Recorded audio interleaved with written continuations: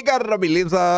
Como é que vocês estão? Meus amigos, hoje é segunda-feira e não dá pra gente usar a nossa frase clássica do início da semana, que eu sempre digo, hoje é segunda-feira, uma nova semana se inicia e eu começo a falar sobre o vídeo de hoje, porque além de começar uma nova semana, hoje começa uma nova era. Sim, Donald Trump assume como presidente dos Estados Unidos. E para muito além de hype, piada, tô falando sério mesmo, a própria imprensa está comentando sobre isso e eles inclusive apontam que a era anterior, sim, existe uma era anterior, que era a que a gente está vivendo, a era que nasce em 1945, após o segundo grande conflito internacional, ela está ruindo. E a gente obviamente vai falar sobre isso, principalmente ali na segunda parte do vídeo hoje. Estou empolgado porque saíram várias notícias sobre diversos aspectos diferentes, desde bastidores do governo Lula, pelas mãos óbvias do Jamil Chad, algumas análises que a imprensa fez, análises que a esquerda fez sobre a situação que eles se encontram, coisas também relacionadas à direita, coisas internacionais, que vai dar pra gente abordar o tema, dando aquela profundidade, para não ficar naquelas platitudes e lacrações chatas que fica aí na rede social, né? Vamos tentar falar sobre uma coisa realmente interessante. Mas eu tenho que começar o vídeo por uma parte também interessante. Não tem como não rir da situação que o Lula se encontra. A crise de credibilidade vem crescendo, um tema aí que vem ganhando, né, mais pessoas falando sobre ele. E aí eu quero mostrar para vocês o clima na esquerda, porque a coisa já passou do ponto da simples crítica e tem gente já pregando abertamente o rompimento com o Lula e o PT. Mas vamos, que tem muita coisa para comentar e para ver se dá tempo. Eu não sabia nem de colocar isso aqui no vídeo hoje, mas eu botei logo no início, que é para chocar todo mundo. Breno Altman tweetou isso. Foi ele mesmo, não foi fake, não foi hacker, não foi nada. Lula deveria ousar e chamar um estrangeiro para comandar a SECOM. Quem? O responsável pela propaganda do Grupo H. Há muito tempo não se viu uma organização que, além de valentia e heroísmo, é capaz de turbinar o mundo com suas imagens de combate e afeto. Vocês têm noção do que está acontecendo no planeta, né? Esse aqui é o que o Breno Altman tem a te falar. A Edson que fala, rapaz, é muita viagem. Eles reclamam das interferências dos Estados Unidos ao redor do mundo, mas não falam nada da possível, evidente interferência americana nas eleições de 22. Para piorar, agora querem a comunicação do governo brasileiro nas mãos de um estrangeiro do Grupo H. E até sobre essa questão de interferência do Brasil contra Bolsonaro, o material do nosso dossiê histórico já está finalizado. Serão 4 episódios, possivelmente todos em torno de 1h30. Me perdoa, não vai dar para fazer acho que 1 hora. A partir de amanhã já pretendo começar a gravar, porque já tem mais de 6 anos que eu não tiro assim, na verdade, um dia de folga por ano eu tiro, que é o Natal. Então, a possibilidade de ter 4 vídeos e não trabalhar por 4 dias, após mais de 6 anos, sabe? Eu acho justo. Até porque dia 31 é meu aniversário. Eu pensei, pô, se eu soltar terça que vem, aí fica dia 28, 29, 30, 31. Não trabalho nem no meu aniversário. Olha só, né? Depois de quase 7... Pra não chegar em 7 anos, né? Tô cogitando essa possibilidade. Mas vamos lá. Gente, essa história aqui não é bobagem. Não é uma crítica pontual. E conforme mais jornalistas começam a abordar o tema sobre essa ótica, isso daqui pode minar demais o governo Lula, tô falando pra vocês. E eu tenho certeza que vocês não querem ver o governo Lula dar errado. Então não fica falando que o governo Lula é fraco, que o governo Lula não tem legitimidade, que o governo, sabe, está perdido, não tem credibilidade. Essa palavra é muito forte, credibilidade. Aí lá vê o Diogo Schelp, que não é um bolsonarista, deve lembrar dele, da época da Jovem Pan, o carequinha.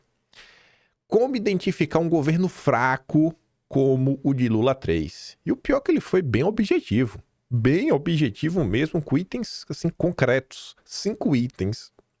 A capitulação vexaminosa do governo Lula a uma lacração de internet, desistindo de adotar uma medida burocrática correta do ponto de vista técnico, por puro medo da repercussão de um vídeo crítico feito por um histriônico deputado do Baixo Clero, tá falando do vídeo do Nicolas, foi avaliada de forma quase unânime pela classe política e por analistas como uma demonstração ou mesmo uma prova da fraqueza e inépcia política do senhor Dilma. Do ponto de vista da eficiência administrativa, receita e até dos cidadãos que declarem e pagam seus impostos corretamente, era mais do que justificável ele fato da medida. Enfim. A falta de credibilidade. Eita, não fale isso do Lula, que isso é muito ruim. A falta de credibilidade da gestão Lula, quando o assunto é arrecadação tributária, porém, tornou as versões da oposição sobre mudanças que poderiam afetar o PIX bastante verossímeis. O próprio Estadão falou sobre isso, colocou até um ditado em italiano, não sei quem é o pai aí da citação, que assim, isso não é verdade, parece que é verdade, parece muito. Os erros em série que levaram o governo a jogar toalha com facilidade no episódio do Pix, sem qualquer embate político, e as razões de fundo dessa mais recente crise, a fama de ávido arrecadador de impostos do governo petista, não são as únicas evidências de que, em seu terceiro mandato, Lula é um presidente fraco. Há outros sinais que permitem identificar essa sua debilidade. Aí ele puxa lá para a ciência política, que a ciência política aponta aí, né, para o equilíbrio entre os poderes e mostra que um fato que é lembrado com frequência é o esvaziamento do poder presidencial do Lula 3, é o protagonismo crescente do legislativo na destinação dos recursos do orçamento. Beleza. Essa parte aqui não tem muita graça. E aí ele puxa para outro lado, um aspecto mais técnico, não é da ciência política, que é um negócio meio subjetivo. Vamos trazer para o mercado privado. CEOs de grandes empresas, porque aí você tem que quantificar o que está acontecendo. Aí o Diogo Chá comenta assim, para as questões relacionadas ao arranjo institucional, a gente pode julgar o Lula como se ele fosse um CEO de uma empresa. A primeira falha de liderança de Lula é a falta de um projeto para o país. Olha como essa questão de um projeto de país vem batendo na tecla, assim, de forma contundente. E a gente vai acabar falando sobre isso no vídeo, mais vezes, mostrando que outros países possuem, mais de um. E a gente vai citar ambos os projetos. Um vocês conhecem, outro vocês vão conhecer hoje. Não apresentou nada parecido durante a campanha presidencial e tampouco nos últimos 2 anos de governo.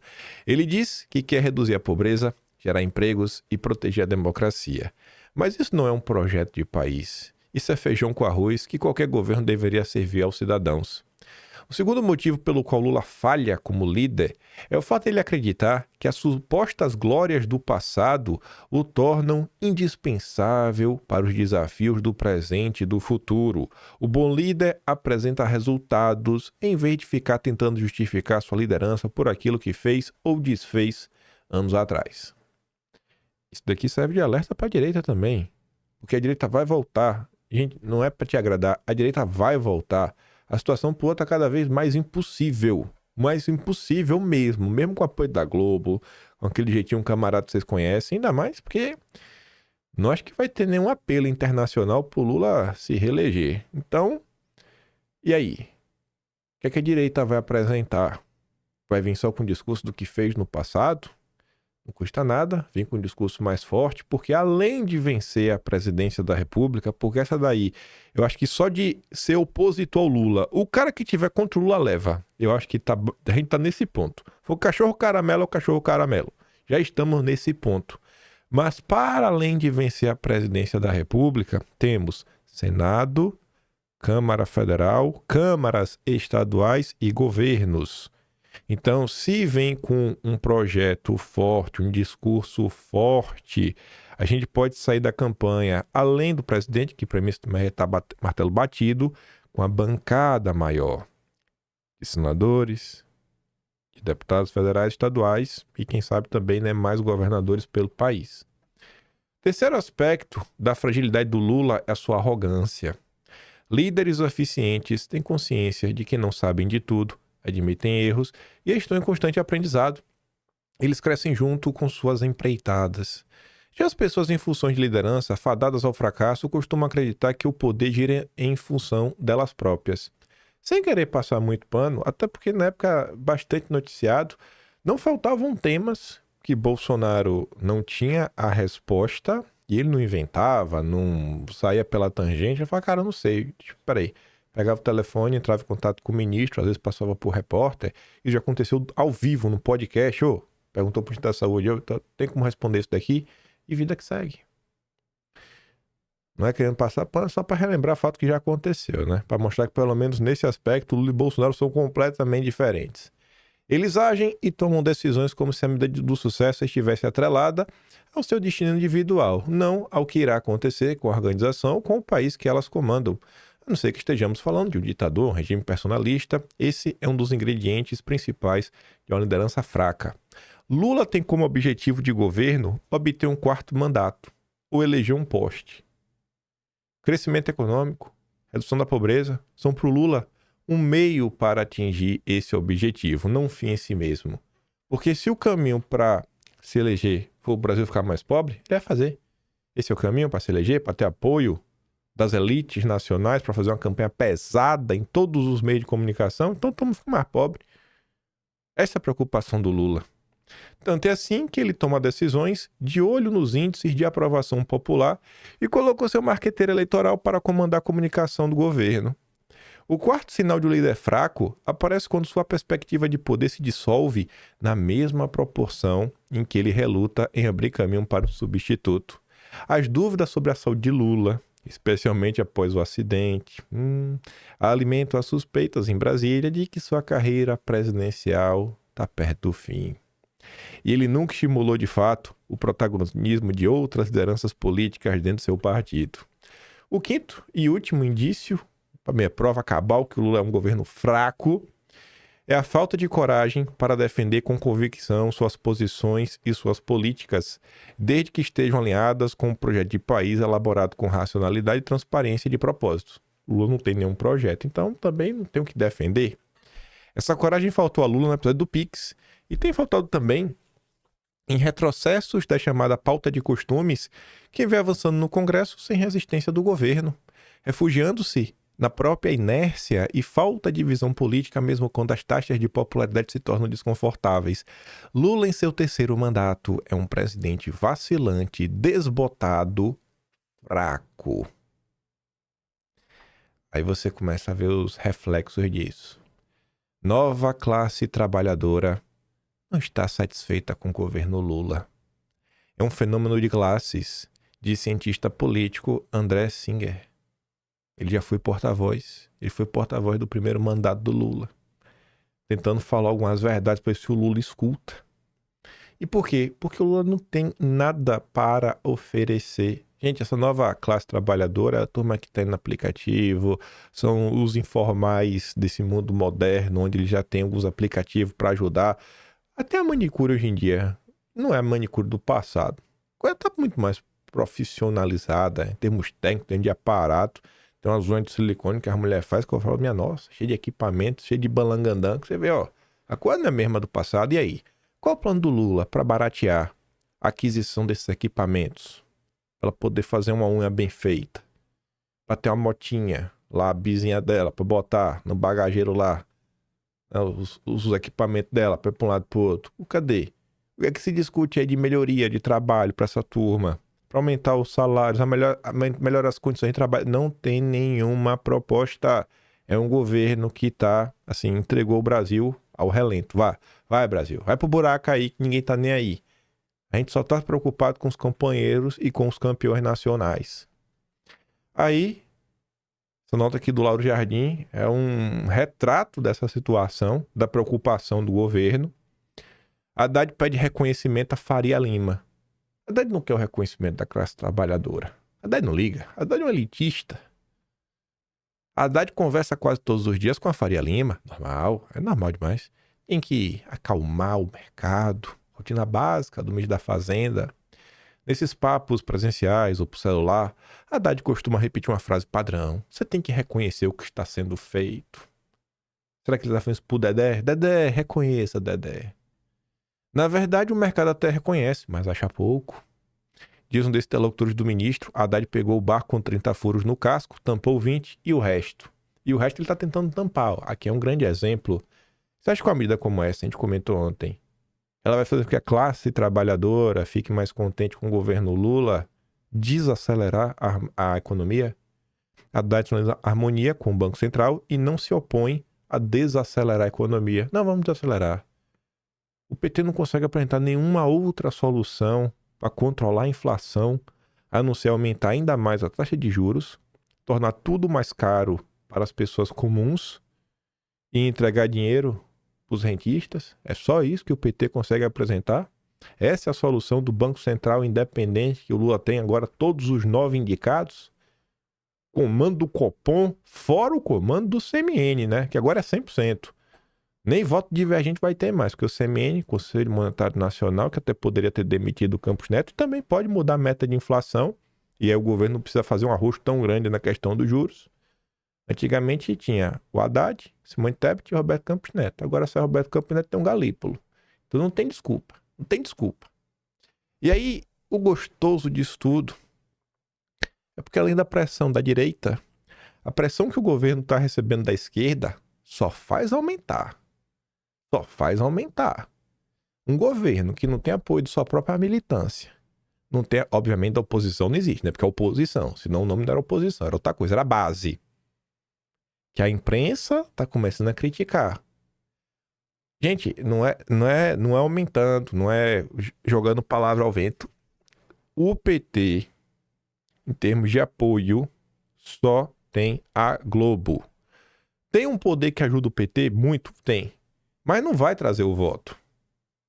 Não vai trazer o voto no final do dia. Para trazer o voto, sentar o governo perante a opinião pública, o PT só tem a Globo hoje. Tem a Globo, vai ter Thiago dos Reis, lá dentro de Mentex, Biazita no Twitter, uns perfil maluco. Parece até piada. Mas aquele tio do biscoito, que tá todo mundo aí rindo dele nos últimos dias, fazendo lá meme. Todo dia o tio do biscoito é o que sobrou pro PT. É meio melancólico, meio triste, mas é o que sobrou pro PT. Você vê um cara que fala com a militância engajada, que é aquela militância que vai levar informação no trabalho, na escola, na vizinhança, na faculdade, no grupo de WhatsApp, vai levar notícia, vai ter um argumento para convencer. Não é o cara, você tem que gostar do Lula, porque o Lula é o Lula, é o tio do biscoito. O tio do biscoito não convence ninguém. Aí você vê, James Manuel, não é um perfil pequeno. É um cara influente na bolha da esquerda. E tá ali, ó. Camaradas, espero que todos entendam a gravidade disso. Toda a burguesia brasileira demanda aumentar desemprego, reduzir consumo das famílias e afins. Olha os termos que ele coloca de forma bem clara e cristalina. É disso que falam quando o assunto é desacelerar a economia. E o ministro da Fazenda concorda. Olha outro grande companheiro nosso, o Decache. O lulismo rui está caindo. A extrema-direita avança. Ele reconhece que a direita está crescendo. As elites seguem intocadas. Na verdade, eu não sei se é intocadas. Eu acho que elas estão sendo ajudadas pelo governo Lula. Cabe à esquerda decidir. E qual é a escolha? Romper com essa lógica falida ou ser arrastada junto com ela. O futuro exige coragem, não acomodação. Se você ainda está com dúvida, no próximo parágrafo, o lulismo vive sua crise mais profunda, incapaz de sustentar o pacto que consolidou. Concessões sociais que mantinham a ordem, sem espaço para redistribuir, transforma-se em administrador da austeridade, atacando as políticas que antes legitimaram sua existência. A esquerda que se apega a ele o quê? Ao Lula. Paralisada pelo medo da extrema-direita, que é alimentada pela própria lógica do neoliberalismo progressista, adia a necessária construção de um projeto que realmente enfrente as elites e mobilize as classes populares. Não vai me falar que para tu não tá o suficiente ainda, tu ainda não entendeu o que está acontecendo.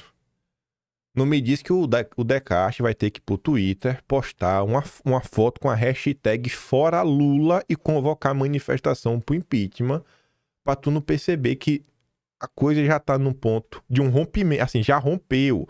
Não tá mais num ponto, mas e aí? Aí já rompeu. O lulismo já conseguiu romper com suas próprias bases na esquerda. E o clima tá tão gostosinho do lado de lá. Eu tenho que mostrar isso aqui, né? Meu Deus do céu.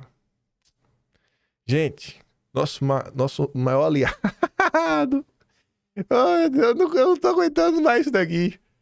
Nosso companheiro Ruizão, com seu jeitão dos rapazes. 5 mil de testosterona. Mesmo aos mais de 50 anos de idade, está sendo atacado pelo presidente da fundação do PT. Está sendo cancelado. A extrema-direita e seus porta-vozes usam a fala do picareta Rui Costa Pimenta para atacar o governo. O PCO e seu líder, a cada dia que passa, se consolida como linha auxiliar do bolsofascismo. Se o Cantalice vê esse vídeo, eu só quero falar uma coisa, Cantalice. Cantalice, você está dividindo a esquerda. Você está dividindo a esquerda, Cantalice. É momento de união.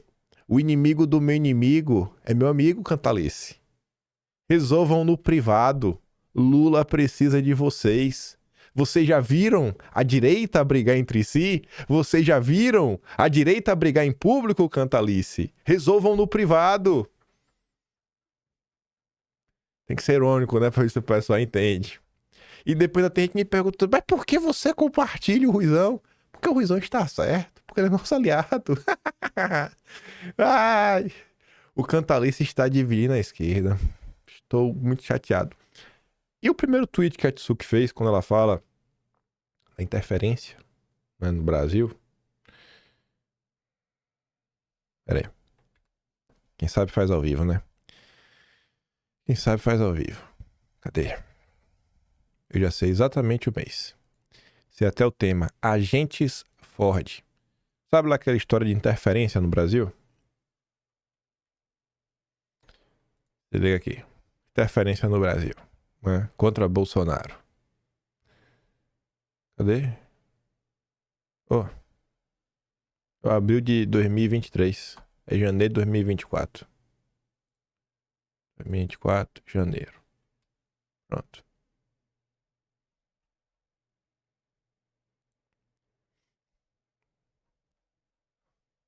Botar o da BIM. Aí eu venho pra trás. O Alberto Cantalice vai aparecer aqui, ó. Só falta me falar que eu olhei o mês errado. Eu jurava que foi nesse... Ah, aqui, ó. Aqui, ó. Aqui, ó. Aqui, ó. Vou abrir essa notícia. Comissão Arnes. Abri o site dela. Abri aqui, ó. Tô vendo bonitinho. Congressistas dos Estados Unidos são alertados sobre riscos a eleições no Brasil. Vamos ver, né? Quem que estava nessa reunião? Deixa eu dar zoom. Quem é esse nome aqui? Alberto? Cadê? Pra grifar? Como é que grifa aí?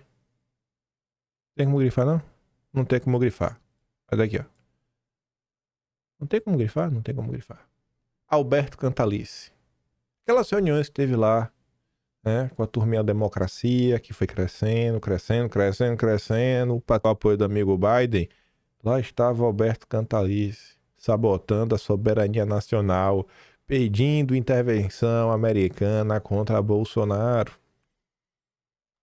Você é uma vergonha, Cantalice. Você é uma vergonha. Você é uma vergonha. Você é uma vergonha. O clima tá muito gostoso do lado de lá, né? O PDT tem um ministério no governo. Castanhão é filiado ao PDT e ele não escreveu ali o nome do Lupe, né, com todas as letras, mas obviamente é um recado pro Lupe renunciar como ministro. Não tenho nenhuma dúvida que se Brizola fosse vivo, não só jamais teria entrado no governo Lula 3, como já teria expulso todos os petistas do PDT, nem que tivesse que ficar sozinho para isso. Brizola jamais apoiaria um governo agiota e agente do mercado financeiro.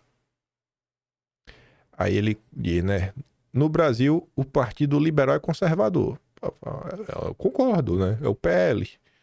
O da social-democracia é liberal, PSDB. O socialista é social-liberal, que é o do Alckmin. O comunista é social-democrata. O republicano é teocrático e o Partido dos Trabalhadores é dos bancos. Quando teremos um sistema partidário sério? Ao menos, né, nos nomes. Mais um exemplo concreto do porquê da esquerda estar perdendo espaço entre o pobre. Minha esposa tem uma fábrica de brinquedos. Ao longo do ano, ela junta unidades com pequenos defeitos ou que encalharam no estoque para doação. Adivinha quem aqui sempre aparece no final do ano para pedir e organizar as doações? Sim, eles, os evangélicos, de várias denominações. Alguma vez, algum grupo de esquerda apareceu lá pedindo doação? Nunca. Nunca apareceu. Nunca apareceu. Ai, esse é o cenário que está posto na mesa pro Lula. Já deu errado. Já deu errado. Espero que a direita não jogue apenas na inércia. Para que vencer de 2-1 se pode fazer um 7-0? Mas vamos falar da nova era, que aqui tem muito mais coisa pra gente comentar. Vou começar com isso daqui, né? Blog aqui no nosso companheiro Atush, postando fake news, Atush. Fala aí com a galera lá, Atush. Se não deixaram o Bolsonaro ir ao velório do Neto, vão deixar ir numa posse? Lula foi ao enterro do Neto, conforme mostram as fontes a seguir. A matéria apresenta uma afirmação falsa. Já pensou se fosse a direita? E era busca e apreensão. Carlos Bolsonaro mesmo falou isso ontem. Aí vem o sobrinho da Dilma. Com a volta de Trump, TikTok acaba de sair do ar. O TikTok já voltou. Esse é o mundo da liberdade de expressão? Ele já voltou. O TikTok já voltou. A lei que proíbe o TikTok foi aprovada pelo Congresso durante o governo Biden. Trump sequer assumiu a presidência e, além disso, sinalizou uma possível prorrogação do prazo de 90 dias para negociar com a ByteDance. E já está de volta no ar. O próprio Jamil Chad já noticiou isso. A esquerda pode mentir à vontade. Nada acontece. Relativo aos Estados Unidos, sobre nossa nova era, aquela notícia é de ontem, né? Recente.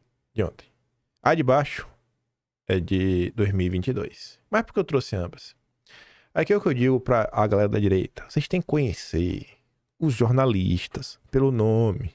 Muito mais do que o veículo. Muito mais que o veículo de... Porque as pessoas trocam de emprego.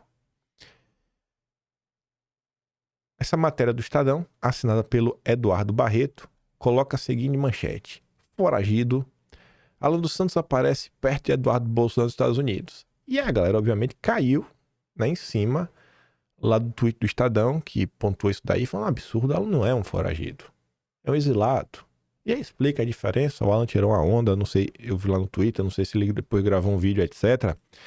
E aí o pessoal falou, não, o Estadão. Gente, não é, nesse caso aqui não é só o Estadão. Sabe que é o Eduardo Barreto? Tá ali Metrópolis? É okay. É porque ele trabalhava no Metrópolis? Não, não é porque ele trabalhava no Metrópolis.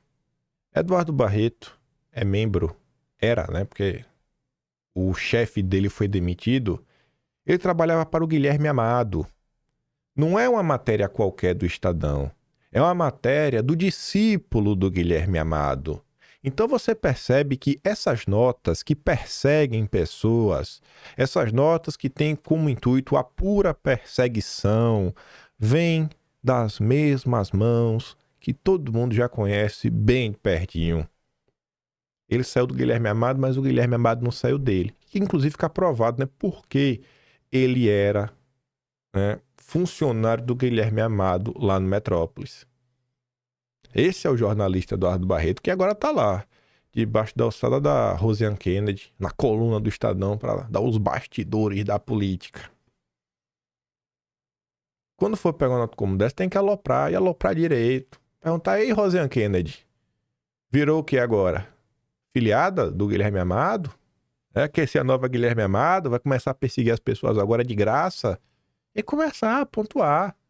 A turma do Guilherme Amado é um absurdo o que essa turma faz, o que essa turma prega. Não importa o jornal que eles estão, eles trabalham só pra perseguir, velho. É um absurdo, um absurdo. Mas tá no Estadão, tá no pacote, né? O jornal mais golpista desse país. Nosso flautista de Genebra traz aqui as boas novas, né? As más novas, depende aí de que lado político, da política você está. Todo mundo sabe, né? Porta-voz extraoficial da ONU contra o Brasil. Ele odeia o Brasil. Deve ser filho aí adotivo do Roberto Campos Avô. A gente vai acabar falando dele semana que vem. Vocês vão entender minha birra com o Roberto Campos Avô. Aí você vai, realmente, é pai adotivo do Jamil Jad.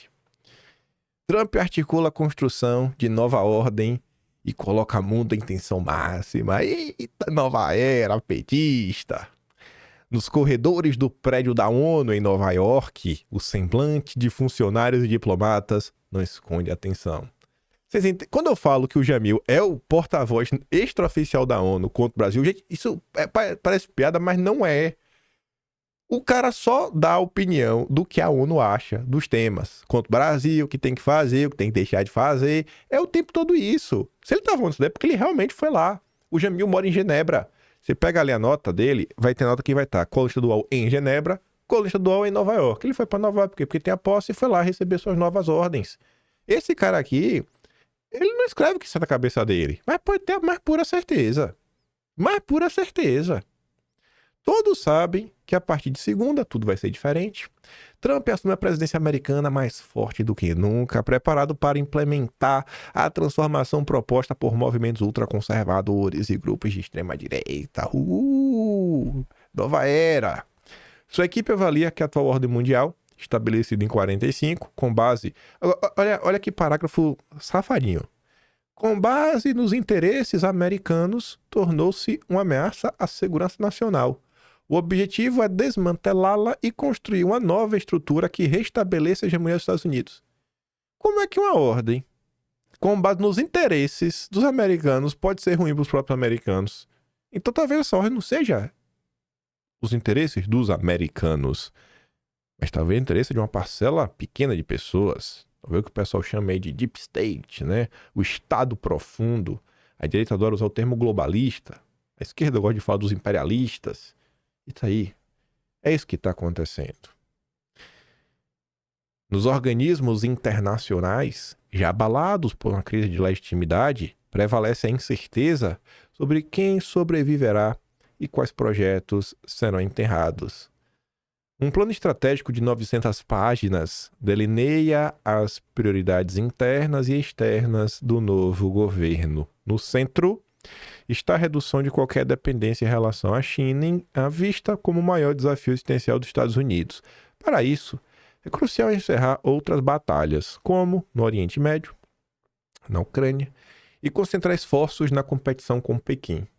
Que documento é esse? É o Project 2025, montado aí pela Heritage Foundation, que nós não só comentamos sobre ele por alto, como adentramos em específico exatamente este capítulo, que é a parte econômica, mostrando o que ele estava falando na época sobre a comunada, a visão que eles devem implementar na questão que envolve aí livre comércio, livre mercado, etc, tudo mais. Estamos à frente, né? Mais de um ano aí. Acho que foi de janeiro do ano passado que a gente comentou sobre isso. Acho que é exatamente um ano. Deixa eu ver se foi. Só ver se foi janeiro mesmo. Ou tô enganado. Porque se não foi, eu também não vou comentar, não. Cadê? Olha aqui. Ah, tá. Por isso que eu não tava vendo aqui. Deixa eu só ver aqui no índice. Se não for janeiro, eu não vou olhar, não. Só pra ver se minha memória tá boa. Rapaz, velho. Tem condição não, viu? É pra mostrar, ó. É aquele mesmo, ó. A gente se fode, ó. Janeiro de 2024. Aí tá aqui, ó. Trump e o projeto 2025. Um ano na frente. Estamos um ano na frente. O pessoal descobrindo agora. A gente comenta aqui, fala do projeto, termos gerais, fala do site, aí a gente entra, mostra, comenta sobre o índice, tudo bonitinho. Aí depois pega aqui, ó, exatamente, ó, os comunistas, né, as categorias das agressões econômicas, páginas 1 de 8. Aí mostrava o que estava acontecendo, como eles enxergam algumas coisas, aqui alguns setores específicos. Aí botava lá o texto em inglês, depois a gente analisou lá, tintim por tintim, o que estava acontecendo. Deixamos lá nossos comentários. Um ano atrás. Um ano atrás, cá estávamos nós. Eu gosto de ver essas coisas, sabe? Porque é aquela sensação de estamos no caminho certo. Não estamos aqui perdendo o tempo de ninguém. Estamos ficando minimamente menos burros. Para Marco Rubio, novo chanceler, Vladimir Putin não será o centro quando a história do século XXI for contada. Por isso, a batalha lá na Europa, na Ucrânia, precisa acabar, ainda que com concessões. O cara tá relativizando, falando, mano, vocês já são... Esse povo é carta fora do baralho. Vocês não são um problema, sabe? O país de vocês, na boa, não vai bater de frente. Meu problema aqui é com Pequim. Rapaz, no Oriente Médio também cumpre essa função de liberar recursos e energia americana para enfrentar o seu maior concorrente. A pressa será para uma normalização das relações entre Israel e Arábia Saudita, minando inclusive a posição russa na região e marginalizando os iranianos. Rubio reforçou a prioridade da contenção de Pequim em sua sabatina no Senado. Ele alertou que em menos de uma década, olha a preocupação do cara. Olha a preocupação do cara. Vê se você tem isso no Brasil. Os Estados Unidos poderão depender da autorização dos comunas para suprir suas necessidades, dado o controle de Pequim sobre cadeias de fornecimento globais. O plano de Trump, portanto, tem como meta reduzir essa dependência. Isso daqui é o quê? Em primeiro lugar, obviamente, indústria, os produtos, as manufaturas. Em segundo lugar, as cadeias de logística. Você vê a questão da nova rota da seda, os portos, aeroportos, pontes. Se você é dono desses meios, né? O que vai transitar por essas linhas de distribuição, você vai controlar. E a mesma coisa ligada à indústria. E o Brasil, hein? Onde é que o Brasil fica nessa? Porque é uma nova era que se inicia. É uma nova era que se inicia. Com o governo Lula, eu acho muito difícil o governo Lula aí conseguir surfar esse hype, e até por ser oposição. Mesmo o Brasil tendo um papel estratégico para os interesses aí diversos no planeta. Como o Brasil vai se posicionar? E a partir de 1º de janeiro de 2027, vai fazer o quê? Eu vou falar mais sobre isso. Não quero colocar o carro na frente dos bois. Implementar isso inclui a retomada da atividade industrial americana, mesmo que exija a construção de muros tarifários contra produtos estrangeiros e em violação às regras mundiais do comércio. Eles não vão seguir o OMC? Isso estava lá no Projeto 2025, a gente comentou isso. Também está prevista a transformação de organismos internacionais como ONU, OMS, considerados alinhados aos interesses dos comunas. A OTAN será mantida desde que os europeus aumentem os seus investimentos na aliança. Ambientalmente, agenda SG, vai descartar. São obstáculos à produção industrial. Aí o Estadão, no seu clássico editorial, não tinha como ser do assunto, né? Coloca algumas coisas, algumas fazem sentido, outras pra mim tá viajando demais. Trump joga o mundo não era de certeza, tá? Como lidar com uma pessoa que não só tem um temperamento instável, mas cultiva a imprevisibilidade como sua principal qualidade? Como lidar com um cara imprevisível? A gente vai responder isso com a matéria da BBC. Eu chego lá, lembra? Como lidar com a imprevisibilidade? Chegaremos lá. Tanto pior quanto o próprio mundo vive sua maior instabilidade desde os anos 30. As populações estão envelhecendo, sim, isso é verdade. Algumas já diminuem, sim, isso é verdade. A inteligência artificial ameaça trabalhadores com obsolescência, sim, isso é verdade. As sequelas econômicas do fica em casa ainda se fazem sentir. E outra é provável nessa geração, beleza. Gente, esses realmente são alguns, que tem muitos outros desafios da nossa era. Vocês têm alguma solução para dar sobre esses temas? Vocês têm alguma diretriz? Eu perguntasse para vocês, se eu trouxesse algum deputado, eu não vou trazer, mas suponha que eu trouxesse, né? Se eu encontrar na rua, não vou encontrar. Mas se eu perguntasse, deputado, e aí? Qual o plano do senhor para a gente aqui lidar com essa questão de leis, regulamentações, sobre essa questão aí de obsolescência de trabalho? Vai deixar o mercado se autorregular? Só isso mesmo? É isso? Depois se der errado, deu errado? É só isso mesmo? Esse é o grande plano aí, para os próximos anos? O mundo esquenta literalmente a cada ano. Aí é a mesma balada do Estadão, querendo reclamar da questão da agenda verde, porque Trump vai pular fora. A ordem unipolar acabou, mas está longe de ser suplantada por uma ordem multipolar. Sim, só tem desordem. As instituições multilaterais estão em frangalhos. Sim, isso é verdade também. Os conflitos voltaram à Europa, o Oriente Médio vive seu momento mais volátil, ainda tem essa batalha econômica entre os Estados Unidos e os comunas. Há dois traços inabaláveis e onipresentes na vida do Trump. Um é que ele é narcisista, segundo o Estadão. O outro é que ele é homem de negócios. Combinados, confere alguma previsibilidade. Já se sabe que internamente Trump será implacável com seus adversários e com os imigrantes. Não, não vai ser com os imigrantes. Vai ser com os ilegais que estão no país. E externamente pretende erguer barreiras protecionistas e pressionar governos, mesmo de antigos aliados, para arrancar concessões aos Estados Unidos. Os Estados Unidos mantêm fundamentos democráticos e econômicos robustos, mas eles serão testados por Trump. O eleitorado concedeu a republicano maioria nas duas casas do Congresso e ele já dispunha de maioria conservadora na Suprema Corte. Para o mandato que se inicia hoje, forrou seu gabinete com guerreiros culturais para se vingar dos democratas, da imprensa e de quem mais se interpuser em seu caminho. Não me deixa sonhar, Estadão, porque a imprensa está merecendo, viu? Para o resto do mundo, porém, anuncia-se um tempo sombrio, em que a ordem internacional constituída, após aí o conflito, sobre a liderança americana, marcada principalmente pela globalização, simplesmente se desfez sem que se saiba muito bem o que entrar no seu lugar. O que ele está falando aqui no final do dia? Ele está falando assim, ó. Nos primeiros anos aí do pós-guerra, lá em 45, o mundo continua andando, houve aí uma era ainda de industrialização, muito na Europa, muito nos Estados Unidos e tudo mais.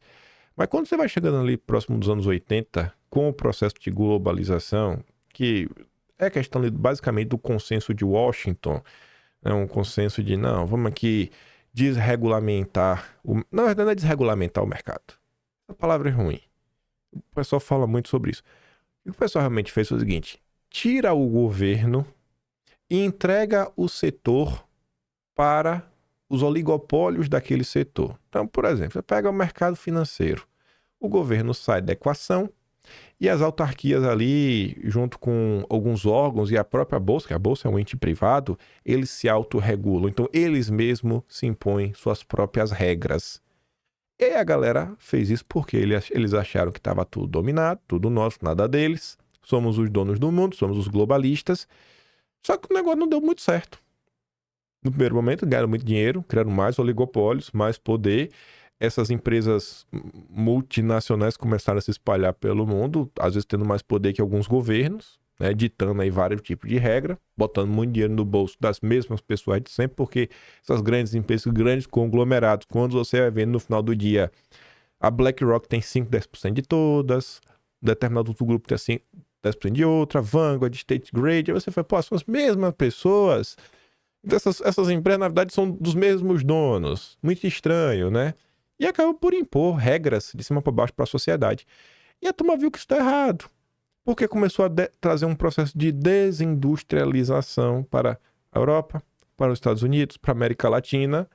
E quem que se fortaleceu com isso? Foi a comunada. E aí agora? Aí tá se dizendo, cara, essa ordem deu errado. O consenso de Washington deu errado. O que a gente vai fazer a partir de agora? O pessoal colocou na mesa o consenso de Berlim, que é uma nova tentativa aí dos globalistas. Eu acho que não vai vingar, pelo menos não nos Estados Unidos. E o Trump tá vindo aí com o nacionalismo econômico dele.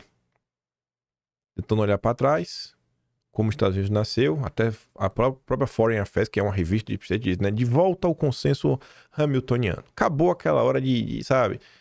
Não, irmão, não é assim não. Não tá Deus dará não. Calma, pera aí que agora tem um governo, viu? Pera aí. Trump já deixou claro que não tem aliados, apenas interesses e que pode abandonar ou até mesmo agredir alguns dos mais tradicionais amigos dos Estados Unidos se achar necessário. É isso. Ele tá errado, é? É agora, é nova era, irmão. Primeiro eu, segundo eu, terceiro eu. Só trouxa que acha que no campo aí da geopolítica você tem países que são mais aliados, menos aliados, mas no final do dia é tudo interesse. Tudo interesse. Os indícios de Trump deteriorarão as arquiteturas multilaterais, que serão substituídas por um grande balcão de negócios. Isso não significa necessariamente que Ucrânia, Taiwan, Europa e outros aliados serão abandonados. É tudo a questão de o que tem a oferecer. Mas quando alianças são sustentadas só na base do toma lá da cá e não em valores compartilhados, a tendência é de enfraquecimento e desconfiança. Que valor, gente? Que valor, gente? Que valor que tem? Não tem valor nenhum. O único valor que tem é uma imposição de um sistema autoritário contra o povo ao redor de todo o mundo ocidental. A famosa agenda globalista, esse é o único valor. Ou você aceita isso ou você o que, né, meu amigo? Vai te catar. Nem por isso as tensões com a comunidade vão diminuir. Provavelmente vão aumentar. mas não por uma disputa por princípios e sim por vantagens materiais. É assim que funciona o mundo. O robustecimento da mãe de todas as batalhas comerciais vai acelerar a pulverização econômica e geopolítica. Sim. Porque assim, se os Estados Unidos não querem mais ficar dependendo do lado de lá, e aí? Vai ter que depender de outra pessoa? O Brasil poderia ganhar com isso? Vocês acham que com Lula tem alguma chance disso acontecer? Eu acho que não. E o Estadão encerra falando que o tom da nova era é: os fortes fazem o que podem, os fracos sofrem o que devem. E falando dos fracos, a gente começa falando dele, dos fracos do Lula. Pensei que já estava aqui a nota do Jamil Chad. Falando dos bastidores, os bastidores do governo Lula sob o Trump. Governista, indicado por Lula para auxiliar a Dilma, mas voltou para o Brasil. Agora está trabalhando para Eduardo Paes no Rio de Janeiro. Ele já fez uma thread para falar aí Trump e o Brasil, na visão de alguém da esquerda que não petista maluco. Tem muita coisa que eu discordo. Agora tem uns pontos que são bem curiosos. Porque nessa thread, o cara se mostrou ingrato, o Elia Jabor. Até o final da thread, ele vai falar que Lula representa o que existe de pior na esquerda. Basicamente tem que romper com Lula. O cara tá pregando um rompimento com Lula. Tá gostosinho, viu, o clima na esquerda pro Lula. Mas, enfim. Trump e o Brasil. Amanhã toma posse o Trump. Né? Um país que não é o mesmo que o Reagan assumiu em sua época. Remonto a Reagan, pois ambos carregam em si o mesmo fardo de recuperar os espaços perdidos pelos americanos no período anterior. Sim, isso realmente, né? Vai pra cima da comunada. A tendência é de mudança no mundo, mas não a partir da imposição de novas regras para o jogo. Não vai ser um novo consenso de Washington. Mas o que é mais interessante pode ser pelo fim das regras do jogo. Afinal, o mundo baseado em regras criou a comunada, ressuscitou a Rússia e fez emergir projetos nacionais autônomos na periferia, incluindo o Brasil de Lula em 1. Eu acho que não. E depois sai comentando lá algumas coisas que eu acho muito lorota, tentando puxar um pano aí para a esquerda. Na economia, Biden deu continuidade ao projeto de Trump em tentar frear a capacidade dos comunas de alcançar a autossuficiência tecnológica, mas está fracassando. Acabei de ser informado pelo Marco que as tarifas impostas pelos Estados Unidos só afetaram 1% da economia comuna. Ou seja, diante da capacidade de parar os comunas e agora com amplas parcelas do povo estadunidense, já sabendo que o sistema comum é superior e mais eficiente que o deles, o Mar do Sul, da Áustria e Taiwan serão zonas mais perigosas do mundo. Balela. A outra parte do serviço foi muito bem feito pelo Biden. Olha o que ele está atribuindo aos Estados Unidos. Destruir as bases da economia inovadora alemã via um conflito lá, né, na Ucrânia. Beleza. Isso aí é questionável. Você pode falar se é culpa dos Estados Unidos ou não. Agora, o que ele vai falar a seguir tem certo sentido e não é aplicável só à Alemanha. O futuro da Alemanha depende de muita coisa. Né? Realmente. Entre elas, a de que o mundo, mais do que nunca, será marcado por uma disputa brutal entre os dois países. É uma batalha comercial. E para sobreviver nesse mundo, vai demandar graus elevados de pensamento e sofisticação estratégica de cada país. É a pergunta do Estadão. Como lidar com a imprevisibilidade do Trump? Rússia e Índia já estão nesse jogo de afirmação nacional há tempos. Ele está falando aqui afirmação nacional. Então assim, irmão, a galera já entendeu que essa nova era aí que está nascendo é a era dos Estados-nação. É a era, o pré-Primeira Guerra. Que o país era soberano. A decisão de um país era a decisão do país. Não é como é hoje que você mora lá na União Europeia, o teu país decide uma coisa, mas a Comissão Europeia decide outra, e você vai ter que seguir o que a Comissão Europeia mandou porque tu não tem mais soberania nacional. E a turma tá vendo, cara, não dá pra depender mais disso.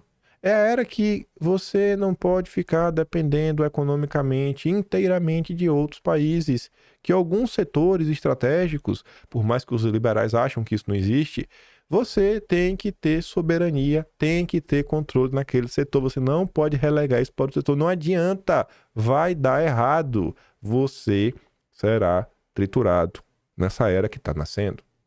Isso não vai ser amanhã, gente. Não vai ser mês que vem. Tá vendo ano que vem. Isso daqui é uma construção para os próximos 3, 4, 5, 10 anos. Sabe? As grandes mudanças, elas são assim, paulatinas, dia após dia, mas já mudou, tá claro que tá acontecendo. O clima no mundo é outro, as discussões são outras. Aí depois ele fala um monte de coisa. Aí ele vai falar o seguinte, que a diferença entre democrata e republicano cairá a zero. Acho que não, mas enfim. Não terá mais espaço para um neoliberalismo progressista, com amplas parcelas da esquerda brasileira tentando ser um corte-cola dela. Corte-cola. Tradução. O que é que ele está falando aqui? Como a tendência do Trump é voltar o mundo para uma racionalidade, vocês realmente acham que vai dar errado para do Trump? Eu acho que é impossível vai dar errado, né? Assim, não, eu vou investir no meu país, eu vou gerar emprego, eu vou fazer isso. Tem tudo para dar certo, né? Tem tudo para dar muito certo.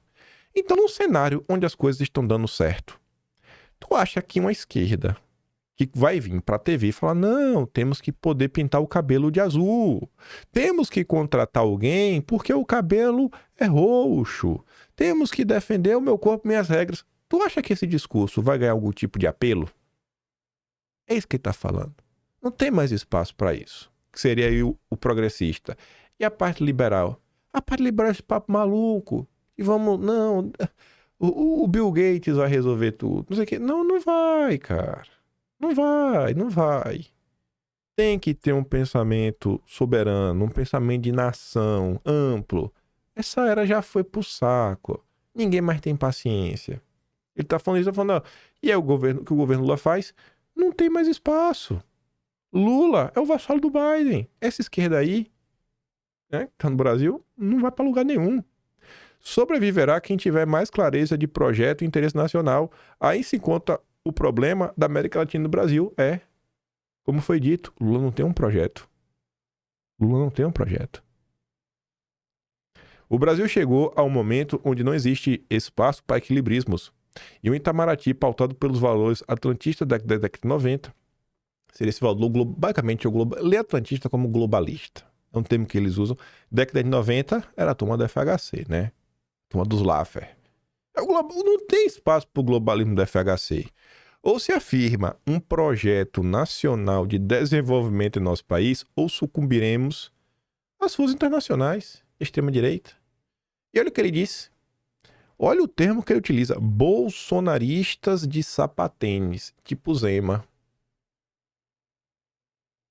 Se não tiver uma coisa mais coisa, vai cair o país na mão de um Zema da vida. Eu acho que isso nem vocês querem. Engraçado isso, né? O Elias Jabbour, ele consegue ver que o Zema não é igual a Bolsonaro. O Zema é o sapatênis. Acho que você tá certo nesse ponto aí, viu, Jabbour? O Brasil, pelo que eu percebo, ao quebrar uma regra que vem desde o Rio Branco de não intromissão nos assuntos internos de outro país e declarar apoio a Kamala, quem fez isso foi o Lula. Ele está falando do Lula. Demonstrou estar preparado somente a um cenário, enquanto se discute o déficit das contas públicas e perdemos uma semana inteira discutindo o PIX. Temo pelo Brasil e nosso futuro. Talvez tenhamos a pior direita e a pior esquerda do mundo ocidental. Ele está falando do Lula e do Haddad. E ele coloca ambos na pior esquerda do mundo ocidental. Justamente em que deveríamos ter a direita digna da era nacional desenvolvimentista e uma esquerda digna da luta o petróleo é nosso. Não tem. Não tem, né? Esse é o Lula, o vassalo do Biden. Aí como é que anda? O clima dentro do governo. Lá foi o Jamil Chad ligar para seus contatinhos. Governo Lula vê ofensiva bolsonarista para atrair Trump à disputa de 26. No Palácio do Planalto tem duas visões sobre a posse do Trump. Uma é que a nova era vai criar um terremoto no cenário internacional. A outra é que com a chegada dele vai ser instrumentalizada pelo bolsonarismo para tentar criar um terremoto em 2026. Então, na verdade, são dois terremotos. Essa é a visão do governo. Temos dois terremotos pela frente. Que bom. Será para muitos em Brasília um período de ruídos e turbulência. Bom demais. O fato do futuro chefe da diplomacia americana, Marco Rubio, ter passado 5 horas numa sabatina no Senado semana passada e não ter citado o Brasil uma vez só, né, foi considerado um ponto positivo. Não se fia muito disso não, viu? Mas dessa vez, quer falar um ponto positivo, porque tem espaço aí, né? E no passado a gente já conseguiu manter uma relação com o Bush. Só que dessa vez, há um elemento que não existia há 20 anos atrás com Bush, a extrema-direita. A mesma lógica vinga quando o tema é a pressão sobre o judiciário. e sobre o ministro. No governo Lula, não são poucos os interlocutores que admitem que a chegada de Elon Musk ao poder também é um fator que ameaça uma desestabilização e turbulência para 2026. Os sinais de empresas como a Meta também preocupam. Não por acaso. Lula já passou a incluir o debate das redes digitais em várias de suas conversas com líderes estrangeiros. Na semana passada falou com Macron. Depois falou com Antônio Costa, novo presidente do Conselho Europeu.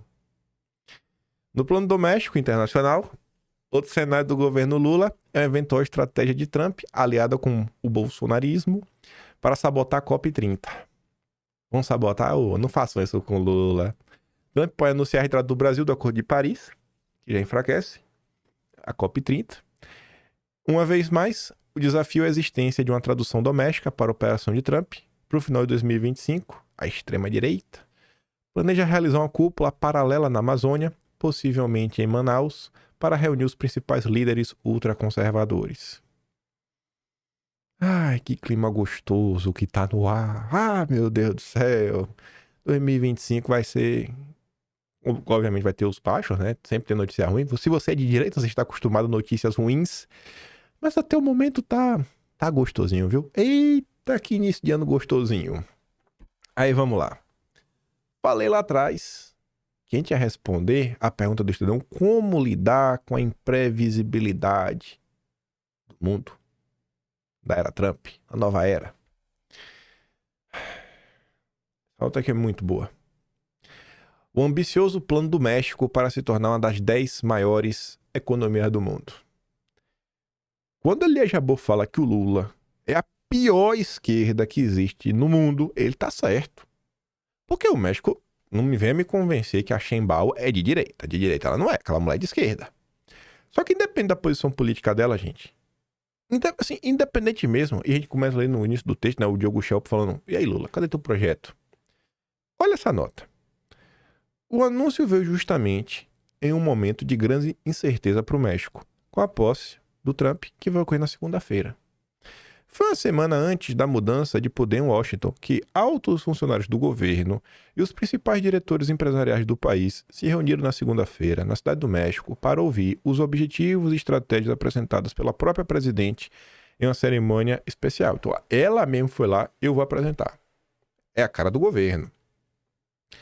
Um de seus maiores objetivos é que a economia do México passe a ser a 10ª maior do planeta. E veja só, isso daqui já tem uma coisa que é um diferencial muito grande, que também já está na manchete, que é o quê? Olha as discussões que a gente tem e que a gente escuta no Brasil. É só platitude. Temos que trabalhar, o Brasil voltar a crescer e fazer isso, fazer aquilo outro. Tá, mas e o que é isso, né? O que é crescer? O que não é crescer? Ela está trazendo um objetivo concreto, palpável. Não é qualquer crescimento. Eu quero estar no top 10. Top 10 não é top 1, não é top 2, não é crescer, não é... Irmão, é aqui, ó. Eu tenho que estar aqui. Então, dá para realmente mensurar. E aí, ela vai conseguir ou não? Eu não sei se ela vai conseguir. Mas eu garanto uma coisa. Se você tem uma meta de vida, é muito mais fácil você chegar em determinado lugar se você não tem meta nenhuma. Eu tenho um amigo que era burrão. Não falava nada útil. Mais uma vez, ele veio com uma frase que era mais ou menos assim, ó: pra quem não sabe o que quer, em qualquer direção que ande, vai continuar perdido. Eu falei: mas rapaz, eu nunca ouvi uma coisa boa de tua boca, agora eu vi. Vou gravar pro resto dos meus dias. Sheinbaum pretende fazer com que o país produza 50% dos produtos consumidos no mercado interno. Mais uma vez, um dado objetivo concreto. Não, vamos fomentar o crescimento do mercado interno. Mas onde é que você vai chegar com isso? E ela coloca na mesa um objetivo concreto, que você vai poder criticá-la se ela não conseguir. Criar 100 parques industriais para empregar milhares de pessoas. Não, vou reindustrializar. Tá, mas o que você vai fazer? Eu vou criar 100 parques. Colocou até um número. De novo, mais um dado concreto e objetivo que pode ser julgado. E posicionar o país entre os 5 principais destinos turísticos do mundo. Que cada um dos mexicanos e mexicanas saiba que existe um plano, que existe desenvolvimento que, frente a qualquer incerteza que surja no futuro próximo, o México tem um plano e está unido para seguir adiante. Tu acha que uma mulher dessa vai conquistar mais apoio ou menos apoio? Tu acha que uma mulher dessa, para ela conseguir avançar com a agenda dela, ela vai ter mais facilidade ou mais dificuldade se ela tem um plano minimamente organizado? Quando eu falo que a direita tem que ter um projeto de país, tem que ter um plano, é mais ou menos assim. O Trump tem lá para 2025, até a Sheinbaum tem. Sheinbaum para chimbal, né? O chimbal é da bateria, né? Chimbal lá, que é o pratinho que você pode fechar, não é isso? Não é o chimbal? Sei lá, nem lembro. É mais de bateria, eu acho, chimbal. Ah, mas nome de prato de bateria, pô. Eu acho que é chimbal mesmo, nome de bateria. Deixa eu escrever aqui pra ver, ó. Deixa eu ver. Chimbal.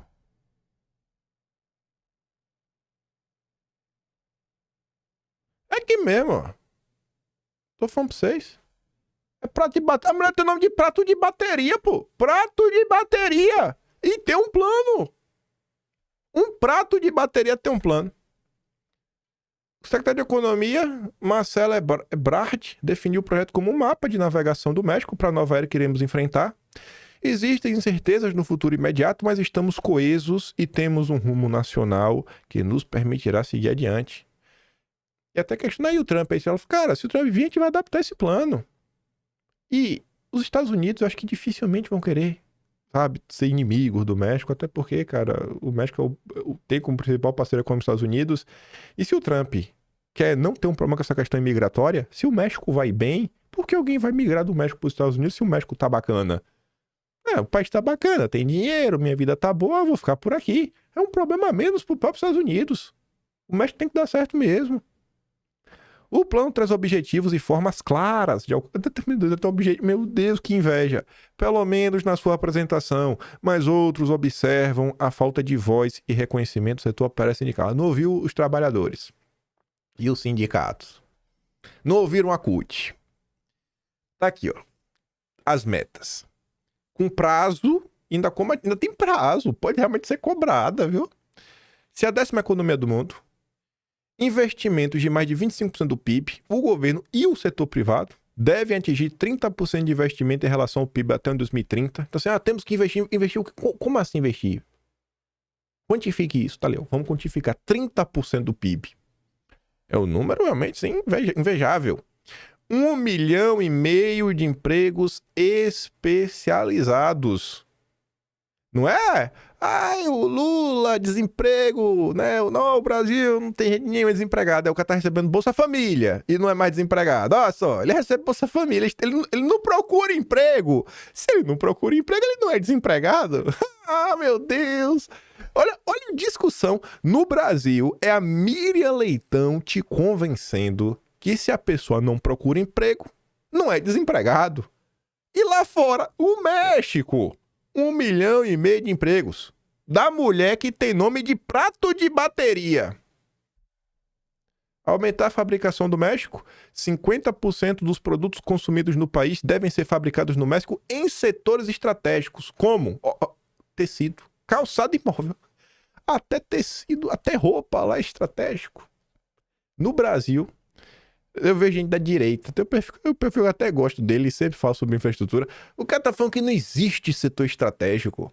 Quando o Felipe Barros apresentou o projeto das ONGs, o Felipe Barros fala sobre isso, setores estratégicos. Ele nem colocou tecido nem nada, colocou coisa muito assim, maior.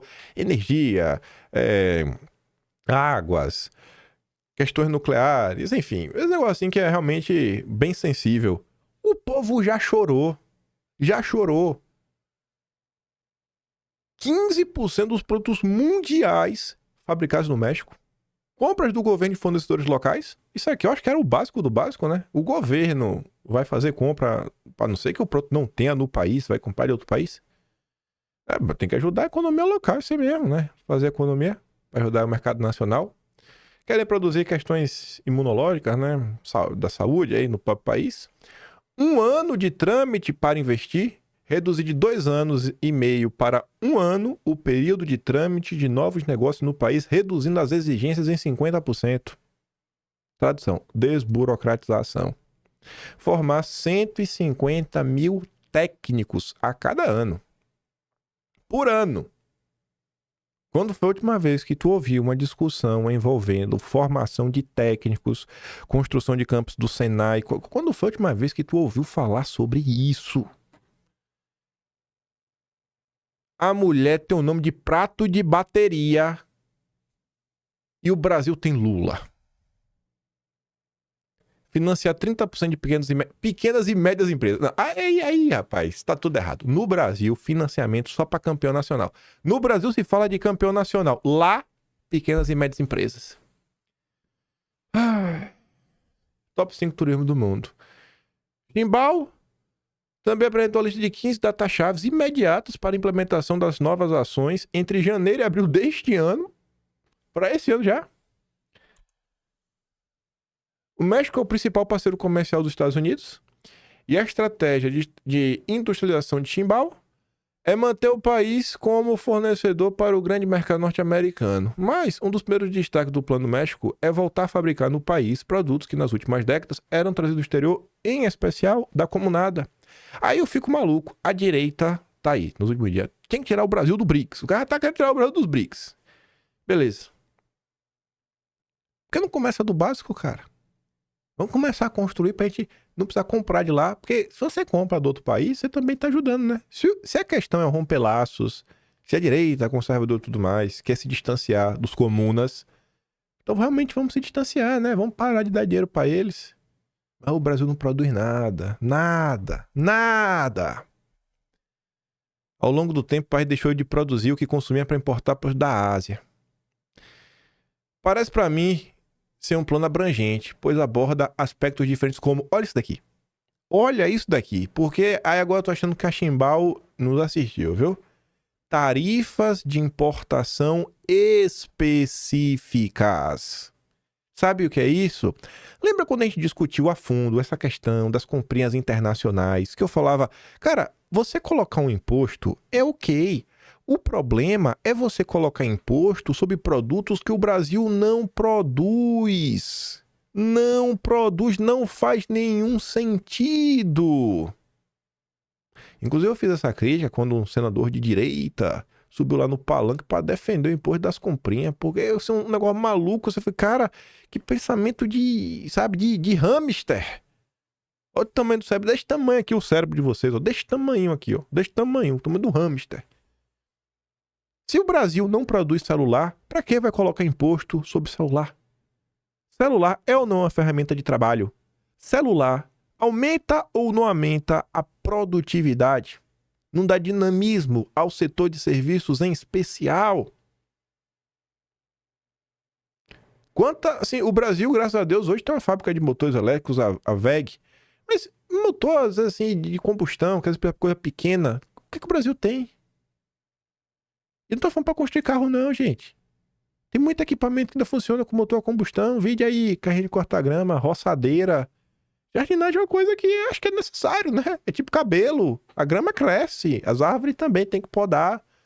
Quem é de São Paulo aí viu, né? O maus tratos da cidade aí, da Enel, com as árvores. Quando teve lá a tempestade, saiu derrubando tudo. O povo ficou sem luz basicamente uma semana.